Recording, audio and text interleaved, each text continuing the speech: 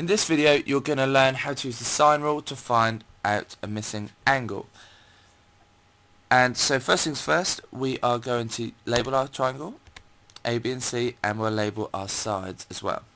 And the reason I know this is a sine rule question is because there are two angles involved and also two sides involved. That's the telltale sign for using the sine rule. And the beauty about the sine rule as well for finding angles is it's very similar to before. We just turn it upside down. So now the angles are on top and the sides are on the bottom. So like before, we need to eliminate one of these, and I'm sorry, that should be a capital C. We know B, we're going to use that because that's the question, find this angle.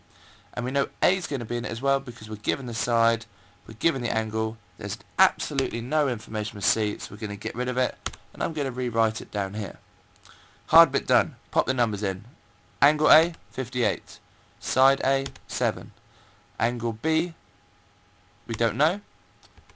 And side B, we do know that, and that is 6. Right, I always prefer the thing I'm trying to get on its own on the left. So what I'm going to do, because it's equals, I'm just going to pop them both over the other side. So to get sine x on its own, which we'll have to do first, we need to do the opposite of dividing by 6, which is timesing by 6. And we'll have to do that to both sides, otherwise our equals will no longer be equals. So, times it by 6. And you can type that straight into your calculator, but I personally like to type in sine 58 divided by 7 equals, and then times that by 6.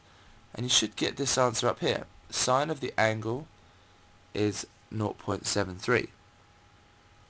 So I've talked about this on previous videos, but to find the angle you're going to have to press shift sign to get the inverse and then type in your previous answer using the ANS button, and you'll get the angle to be 46.6.